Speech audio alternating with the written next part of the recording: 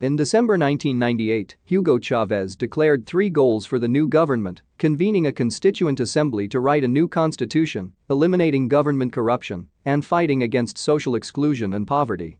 However, during Hugo Chávez's time in power, corruption has become widespread throughout the government due to impunity towards members of the government, bribes, and the lack of transparency. In his inaugural speech in January 1999, Chávez called for a political revolution before tackling social or economic issues.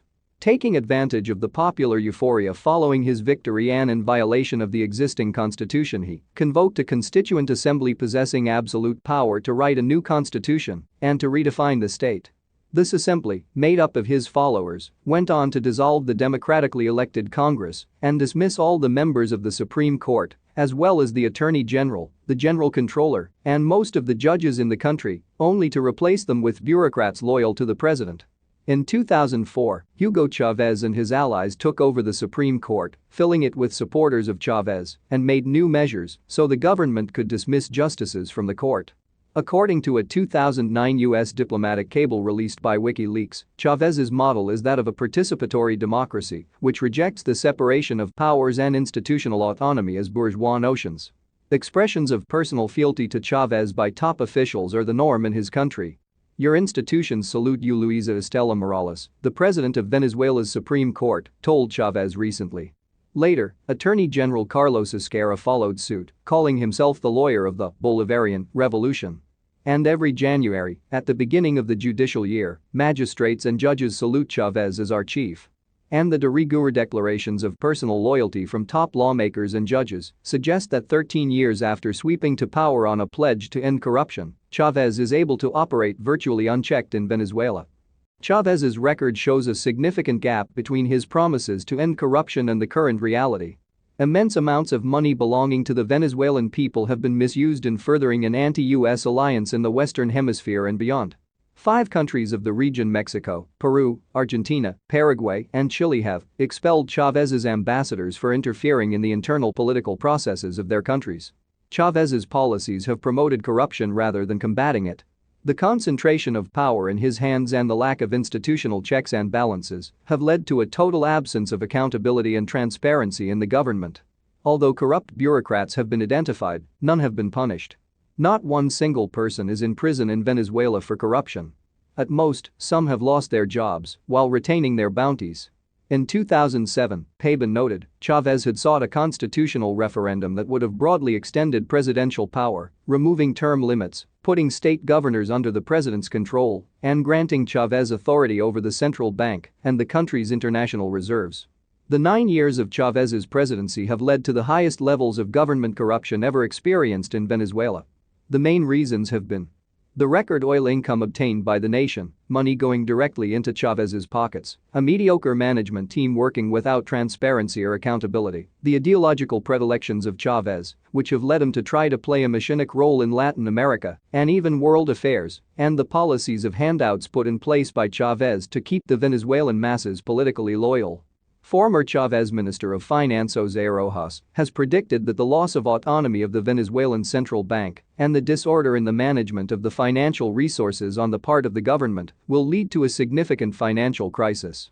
Although the law stipulates that all government contracting should follow bidding procedures, except in cases of national emergency properly defined as such, the Venezuelan chapter of Transparency International estimates that 95% of all known public contracts during the last decade have been awarded without bidding. This is a major source of personal enrichment for corrupt government officers. In 2005, as oil prices were reaching new highs, Chávez found a way to sidestep bureaucracy and speed up spending. Rather than creating a new state agency, Chávez founded a corporation. National Development Fund Incorporated, universally known as FONDEN. Its status as a corporation owned by the finance ministry lets it disburse billions of dollars in state money while subject to few of the reporting and disclosure requirements that apply to government entities. The National Development Fund, Fondo de Desarrollo Nacional, FONDEN, funded primarily by the Central Bank of Venezuela and PDVSA. As FONDEN is funded primarily by oil revenues, its level of spending each year reflects the annual fluctuations in oil prices. Money funneled through FONDEN is ultimately spent by government agencies, similar to funding from Congress. But it doesn't require congressional approval. Instead, Fondon outlays begin with Chávez's approval and are viewed by a board of directors made up of his closest allies. Fondon is the largest of a handful of secretive funds that put decisions on how to spend tens of billions of dollars in the hands of Chávez, who has vowed to turn the OPEC nations' economy into a model of oil-financed socialism. Since its founding 7 years ago, Fondon has been funneling cash into hundreds of projects personally approved by Chávez but not reviewed by Congress, from swimming pool renovations for soldiers to purchases of Russian fighter jets to public housing and other projects with broad popular appeal. Adversaries excoriate it as a piggy bank that lets Chávez arbitrarily spend billions of dollars with little more than the stroke of a pen and perhaps a celebratory tweet, with accountability to no one. The secrecy also makes it impossible to determine what went wrong at Fondon, or at the ministry level, or on the ground when a project stalls. In December 2010, without two-thirds attendance of lawmakers required for a quorum, the National Assembly passed a law that enables Chávez to dictate rules and approve national and international contracts. He now has the power to use Venezuelan oil revenues to fund government-implemented programs unilaterally, something he has done for the benefit of the ALBA states using the Fondon money. For years in Venezuela, critics of the president have nicknamed Fondon Chávez's slush fund. Information only now becoming public shows that is not far off the mark. El Fondo de Desarrollo Nacional, as it is formally known, operates outside the Venezuelan National Assembly's budget process and largely beyond public scrutiny, answerable only to a board of directors and to Chávez himself. The fund now accounts for nearly a third of all investment in Venezuela and half of public investment, and last year received 25% of government revenue from the oil industry. All told, it has taken in close to $100 billion of Venezuela's oil revenue in the past 7 years. While it was long known that Chávez's fingers were close to Fondon, the first accurate accounting of the amount missing, measured in the billions, came to light in August 2011 after a Venezuelan lawmaker, Carlos Ramos, managed to obtain from the Venezuelan Finance Ministry a comprehensive list of Fondon projects and, separately, a breakdown of contributions to the fund and allocations over the years. After studying the accounts with a fine-tooth comb, Russ Dolan, head of Caracas capital markets for BBO Investment Bank, wrote in a recent newsletter that his firm had discovered that $28.5 billion was missing from some $69.45 billion the Latin American oil-rich country had allocated to 140 projects through Fondon. It now appears, Dolan said, that much of the missing funds instead went to Chávez's political allies in the region in Bolivia, Cuba and Nicaragua, who belong to a group known as the Alianza Bolivariana para los Pueblos de Nuestra America, or ALBA. Fondon money also went to leftist rebels in Colombia. While other evidence, such as computers Colombian troops seized from the rebels in a 2008 raid, contained records of some $300 million in support from Chávez, the aid does not appear in Venezuela's official budget. Chávez's deputy had denied supporting the rebels at the time. Fondon also gave $156 million to a social program called Mothers of the Barrio that provides cash stipends to mothers in extreme poverty, contradicting its stated mission to make productive investments that create jobs and spur development. The National Controller's Office noted that in 2009 it detected presumed irregularities by Mothers of the Barrio, including payments to women who were not registered in the program and did not meet the conditions for participation. In Cuba, Venezuela exchanges oil for the services of doctors and teachers. It also supplies buses to improve Cuba's public transport system, helped pay for a massive aqueduct to improve its public water supply, and revamped its main oil refinery. In fact, Chávez subsidizes the Caribbean island to the tune of $5 billion annually, supplying some 60% of the oil consumed there. One big beneficiary of Chávez's murky largesse has been his ALBA ally, President Daniel Ortega of Nicaragua. While using some of the millions of dollars his government receives from Venezuela on public projects, Ortega has used the Fondon money as a kind of private kitty for himself and his inner circle. Take Albanesa, a private company created by Ortega to invest money coming to his government from Venezuela. This company, formerly known as ALBA de Nicaragua S.A., came about through an agreement between oil agencies of the two countries. Between 2008 and 2010, Albanesa received $1.415 billion from Venezuela under the label state cooperation, according to Nicaragua's central bank. Much like Fondon, Albanesa operates as a private company with no public oversight. Ortega and his associates have used Albanesa to build a private business empire that blurs the line between what is public money and what accrues to Ortega and those close to him. The Chávez government has disbursed or promised an estimated $70 billion to foreign leaders in their countries.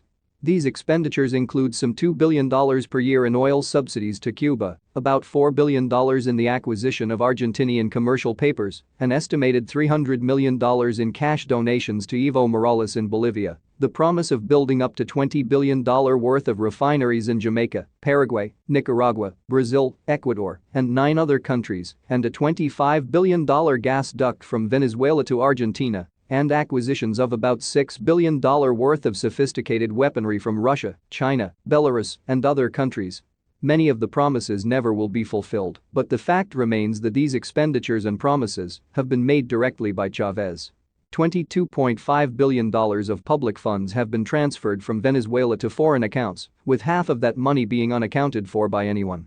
José Guerra, a former central bank executive, claims that most of that money has been used to buy political allies in countries such as Cuba and Bolivia.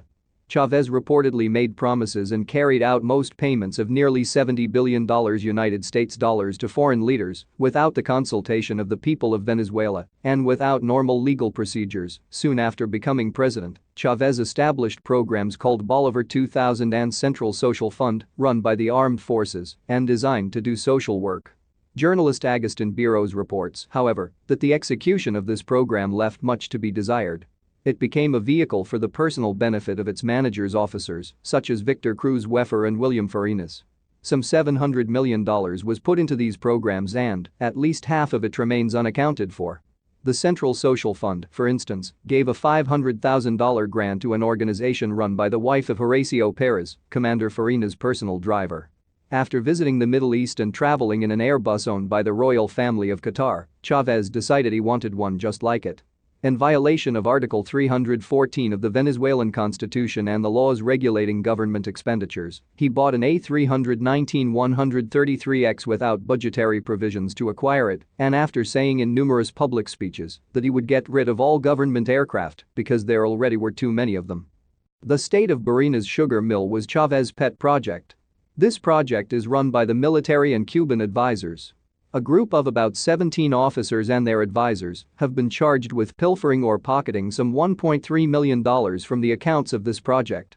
Worse, the 62nd Army Engineers Unit has been charged with squandering $1.5 billion of the $2.6 billion appropriated for the project. The Minister of Agriculture admitted to malfeasance for not revealing these facts when he became aware of them. His explanation: "We were in the midst of parliamentary elections and did not want to create a scandal damaging to our government." Acosta Carlos, governor of Carabobo, publicly has stated that he has given some 800 no-bid contracts involving tens of millions of dollars. His argument: "We are always in an emergency here." 1998 and 1999, the Spanish bank BBVA, Banco Bilbao Vizcaya Argentaria, allegedly contributed substantial amounts of money to Chávez's presidential campaign and, later, after he already had been inaugurated as president. The former president of the bank, Emilio Ibarra, admitted authorizing 2 deposits, one for $525,000 in 1998 and another for $1 million in 1999, to finance Chávez's political activities. In 2006, the government of Spain tried Ibarra for these and other irregularities. In early 2006, a major scandal erupted when the Minister of the Interior accused one of the magistrates, Luis Velázquez Alvarez, of stealing public funds in the acquisition of a building for the court. Alvarez counter-attacked and accused Vice Press Rangel, as well as Interior Minister Jesse Chacon and National Assembly Press Nicolas Maduro, of running a gang of corrupt judges called the Dwarves, specialized in protecting drug traffickers. All of these allegations came to naught. Alvarez left the country, and the bureaucrats he accused remained in their jobs.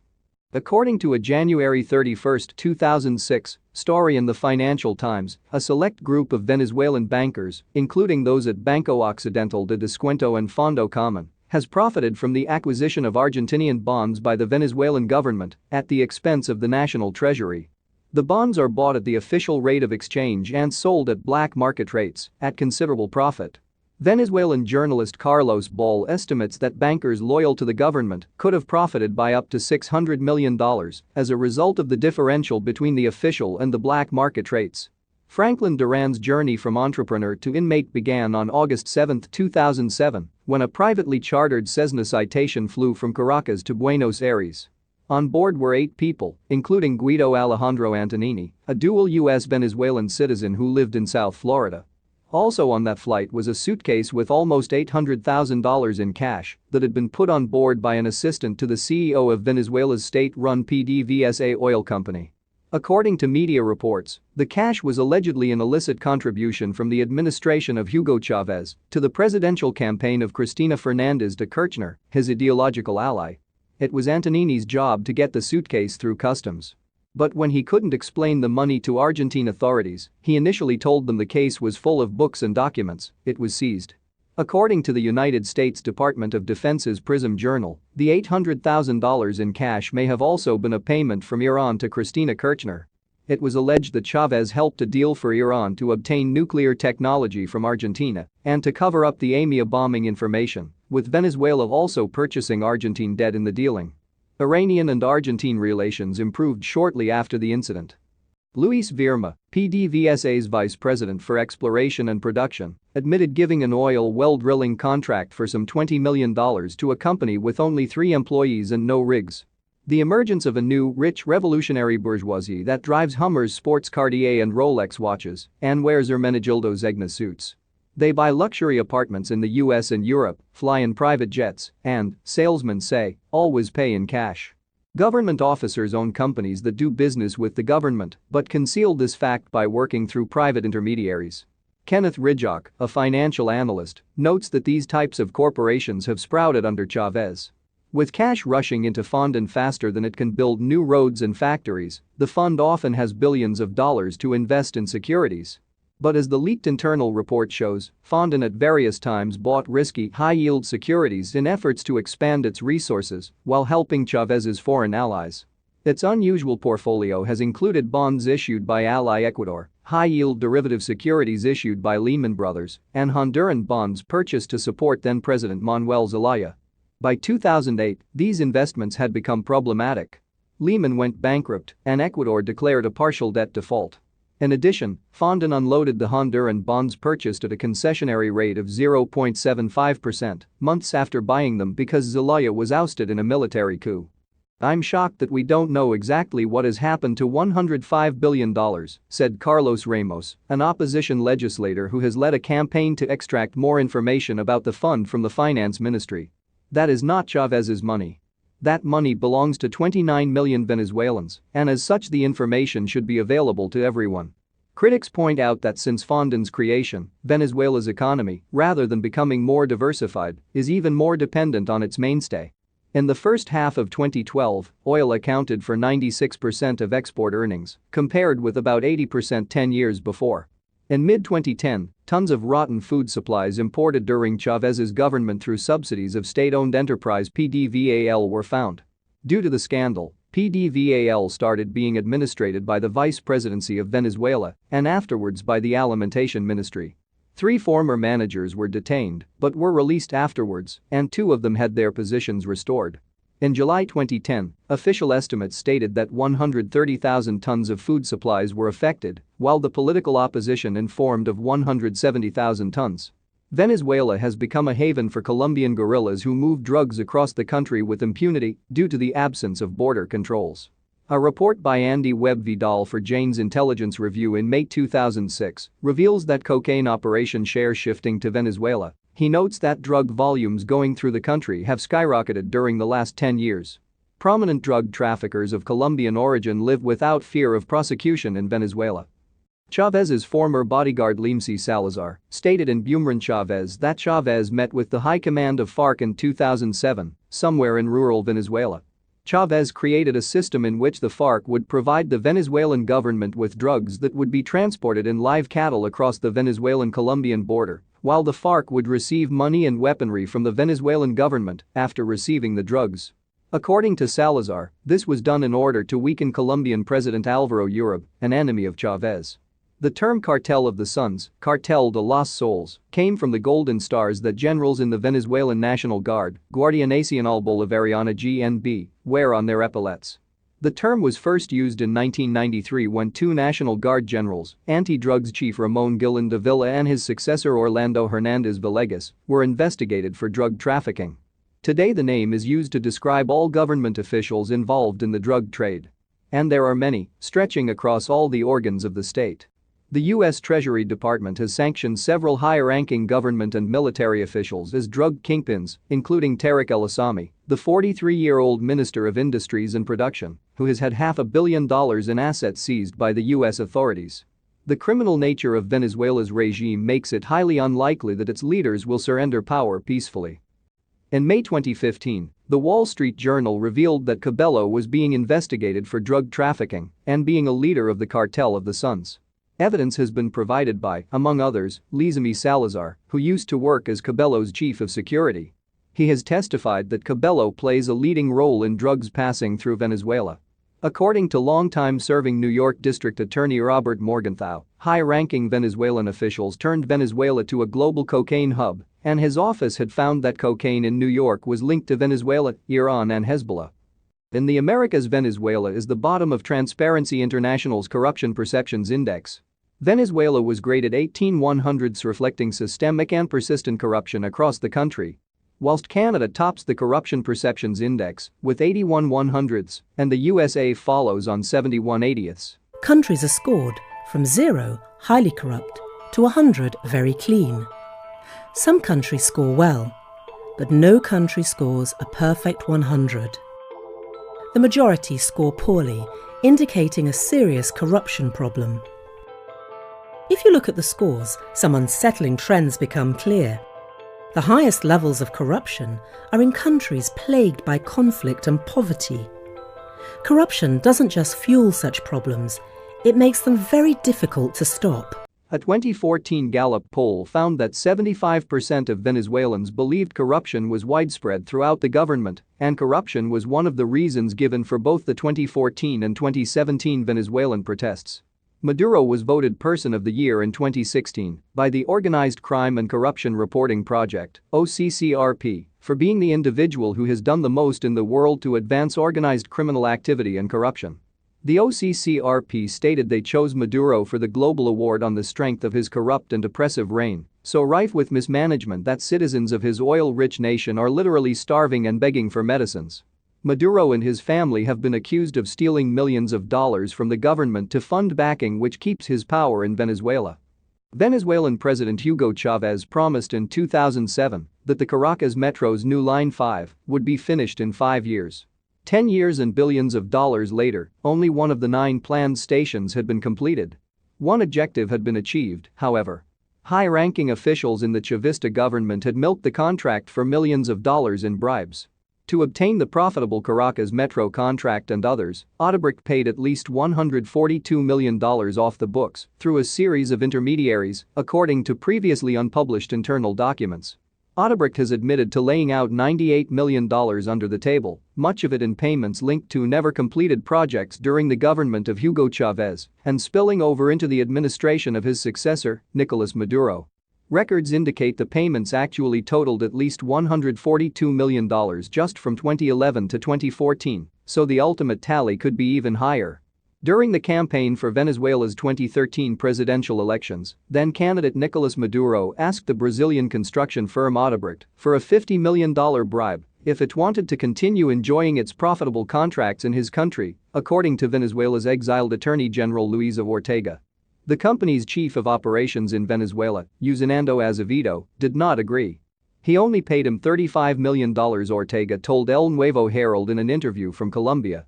The amount of the bribe, revealed by Azevedo to Brazilian investigators of the massive Odebrecht corruption scandal, was part of Ortega's investigation into corruption surrounding Maduro, now president of Venezuela, and his inner circle. Ortega, who was forced into exile after breaking with the government, recently filed a request with Venezuela's Supreme Court, also in exile, to issue an international arrest warrant for Maduro. Maduro's most egregious corruption scheme involved embezzlement from the state-owned oil company Petróleos de Venezuela, PDVSA.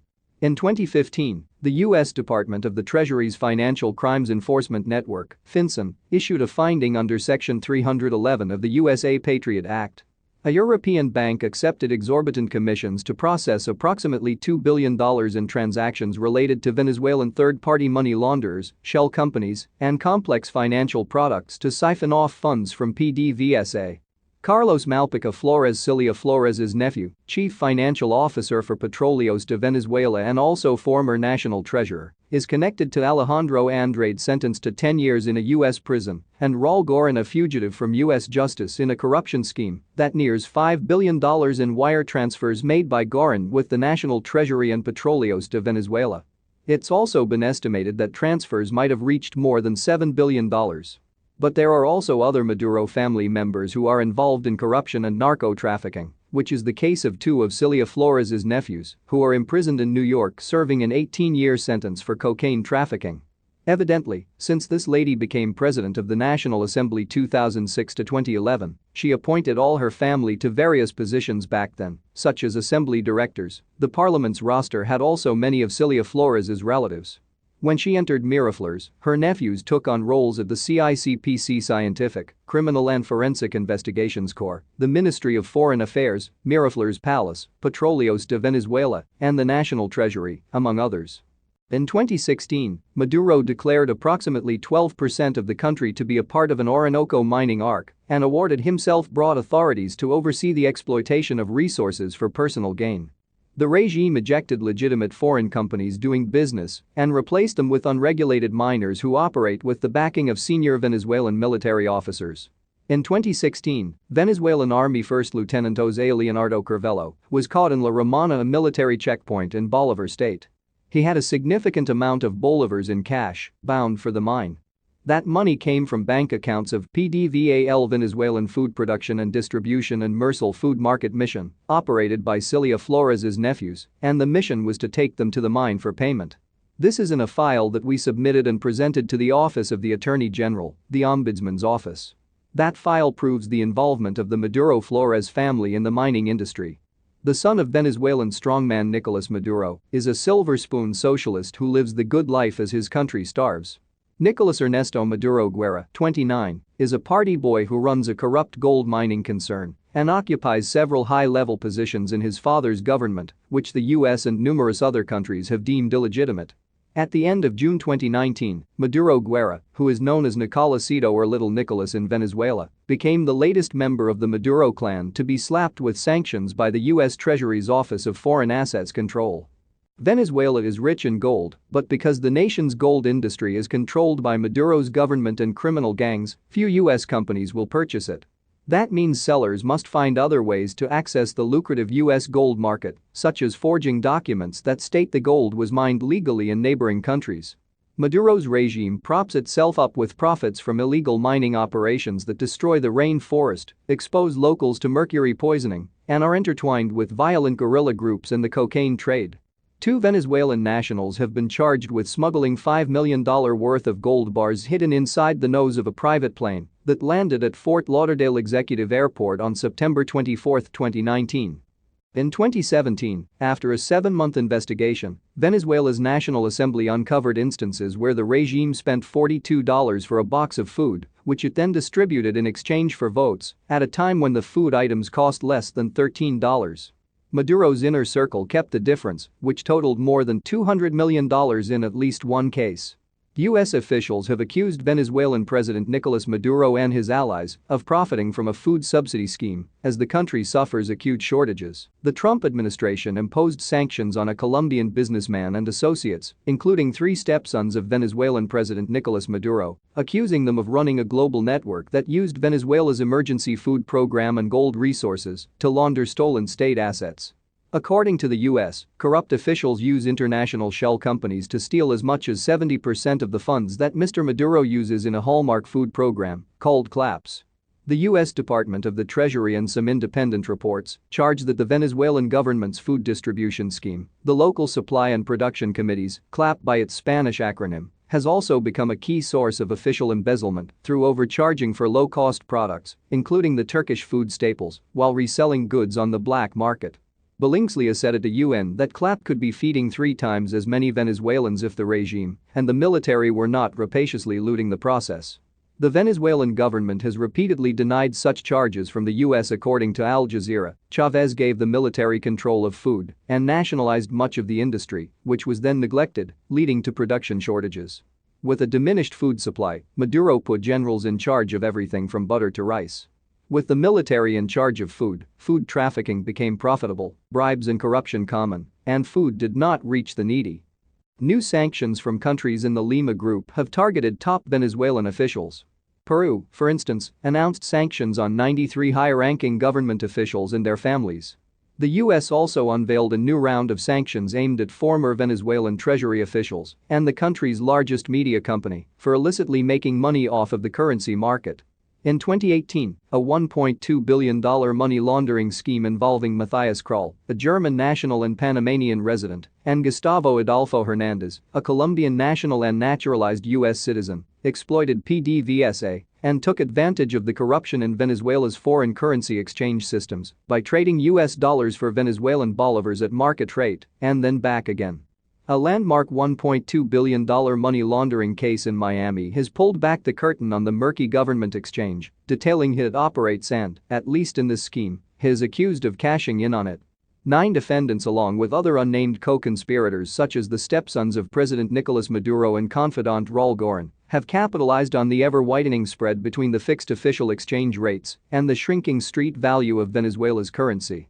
One other damaging impact not mentioned in the criminal charges.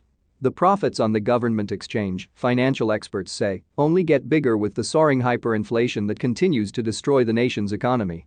In the Miami federal case, prosecutors charge that a network of Venezuelan businessmen and executives with the national oil company PDVSA managed to quickly turn $42 million worth of bolivars into $600 million in US dollars by simply making a loan to the state-owned firm. PDVSA tapped into the government exchange to pay off the loan in a few months and, according to federal court records, funneled the windfall back to the ring. Its members then hid the money in Europe and the US and bought up mansions from Cocoplum to Wellington in South Florida. The $600 million windfall was then divided up among a group of wealthy Venezuelan businessmen, PDVSA officials and the 3 stepsons of Maduro, according to an email obtained by agents with Homeland Security investigations and sources familiar with the criminal case. The president and his stepsons Yosser Gavidia Flores, Walter Gavidia Flores and Yoswil Gavidia Flores are under investigation in the Miami case, sources said. Venezuelan leaders have treated state oil money as a slush fund for themselves and their cronies, and furthermore, they borrowed against future oil revenues. The daughter of former President Hugo Chávez, who died 6 years ago, is still reportedly one of the richest women in Venezuela. Of course, that came largely from state resources, and it happened while the Venezuelan citizenry was sinking further into poverty.